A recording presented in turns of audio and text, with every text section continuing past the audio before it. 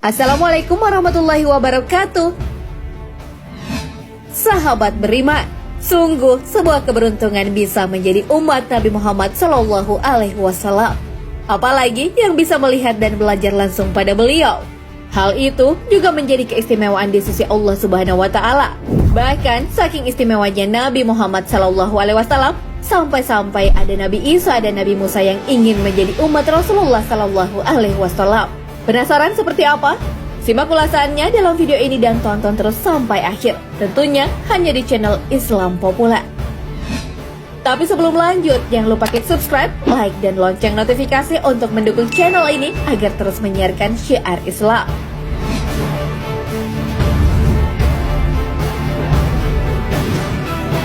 Nabi Musa alaihissalam dan Nabi Muhammad SAW adalah nabi dengan jarak yang cukup jauh.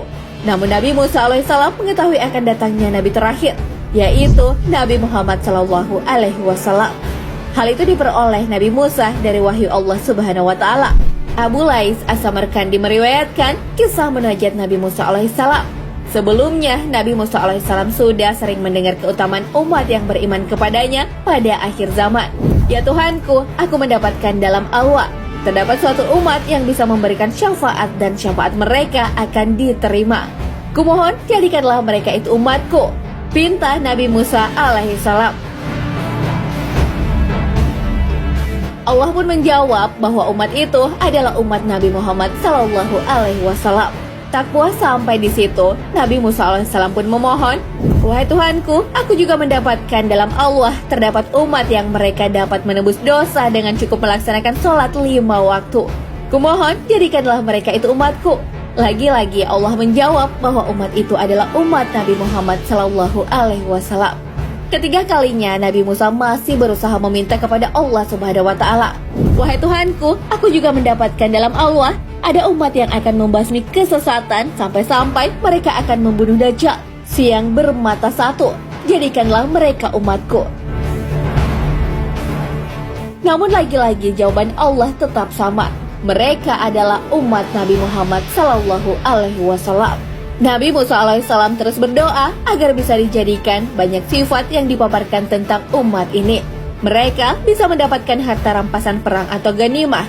Berbeda dengan syariat Nabi Musa alaihissalam, harta rampasan perang harus dikumpulkan dan dibakar. Umat ini juga akan dilipat gandakan pahalanya. Seseorang yang berniat mengerjakan kebaikan walaupun belum melaksanakannya sudah mendapatkan pahala. Dan bila niatnya dilaksanakan, maka akan mendapatkan pahala 10 hingga 700 kali lipat kebajikan, atau bahkan lebih. Namun jika berniat jahat belum dicatat, apabila melaksanakan kejahatannya hanya ditulis satu kejahatan. Nabi Musa alaihissalam ingin sekali menjadikan mereka sebagai umatnya. Namun keistimewaan itu hanya diberikan kepada Nabi Muhammad SAW. Keistimewaan umat Nabi Muhammad SAW tak berhenti di situ. Dari mereka akan ada 70.000 yang masuk surga tanpa dihisab.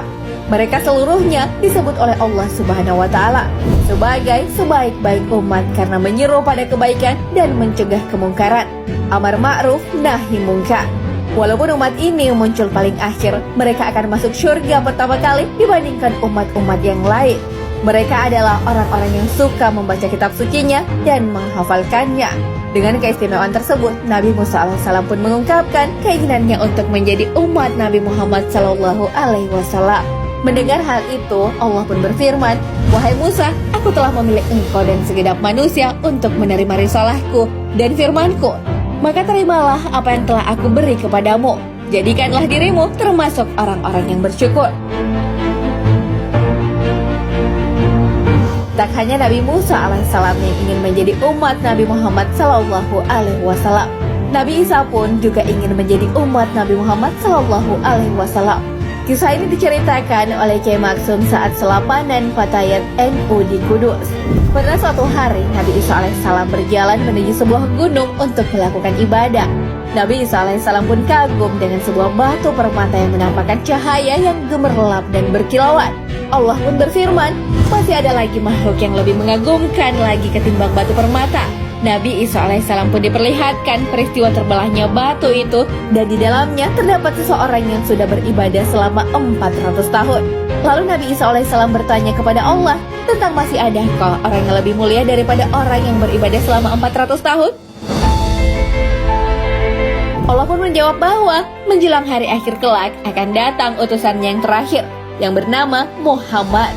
Jika ada umatnya yang mengalami malam nisfu Sya'ban lalu melakukan sholat sunnah mutlak 2 rakaat, maka kemuliaannya melebihi orang di dalam batu permata ini. Ada juga yang mengatakan bahwa jika mereka beribadah kepada Allah dengan sungguh-sungguh, kedudukan mereka lebih mulia di sisi Rabb-nya daripada orang yang beribadah selama 400 tahun ini.